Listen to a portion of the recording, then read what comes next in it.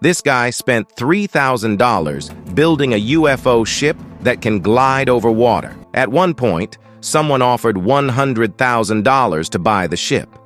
Let's take a look at how he made it. In fact, the process is quite simple, and you could even make one yourself at home. First, he drew 2 large concentric circles on the ground and divided them into 6 equal parts, which formed the basic framework of the UFO. Based on its size, the ship is enormous. After completing the frame, he began the actual construction. He took some steel pipes, welded them together, and used aluminum alloy strips to create a frame, which he secured at the center like a scraper. With this, the basic structure was done. Now comes the critical step. He filled the circle with sand, and as the scraper rotated, the sand was shaped into a perfect dome. To make it more durable, he poured cement over the sand and smoothed it out with the scraper. Once the cement hardened, he polished the surface and painted it purple, forming the mold for the UFO. But this was just the first step. Next, he started making the body of the ship. He chose fiberglass instead of carbon fiber or steel because fiberglass offers a good balance between strength and cost. After applying the fiberglass,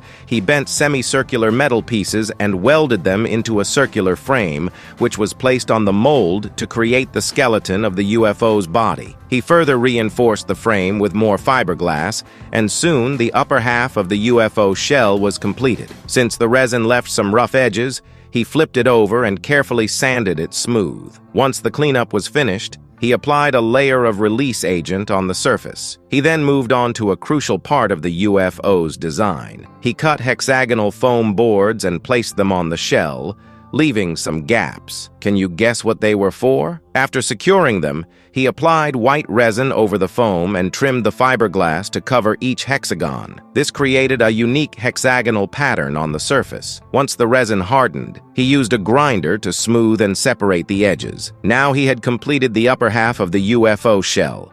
The lower half was made in a similar fashion, but it also included an engine compartment for the propulsion system. He filled the gaps with fiberglass and then installed the propeller and engine. After the engine was in place, he cut an opening in front of the propeller and painted the bottom with waterproof black paint. Finally, he assembled the upper and lower halves, forming the complete UFO shell. The hatch location was pre-designed, so they simply removed the panels. The hexagonal panels were also removed, as they were just templates for the windows. After cleaning up the window areas, he used a grinder to smooth the rough fiberglass edges. Once the exterior was done, he began focusing on polishing the surface. Next came the installation of the mechanical components and interior features.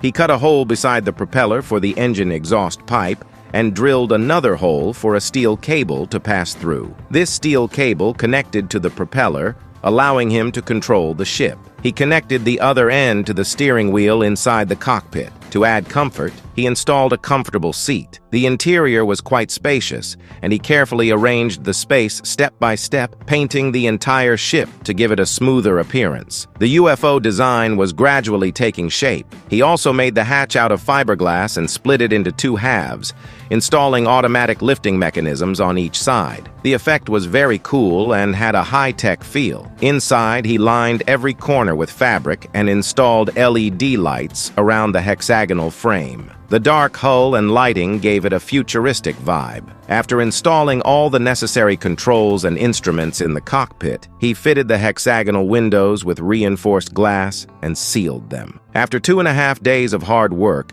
the UFO-like ship was finally completed, and it looked stunning. He couldn't wait to take it for a test run on a nearby river. The engine was very powerful, and the ship sped across the water effortlessly. Its streamlined design attracted attention from both sides of the river, and wherever it went, it was the center of focus. You have to admire this person's skill and creativity. If you owned such a ship, what would you want to do with it?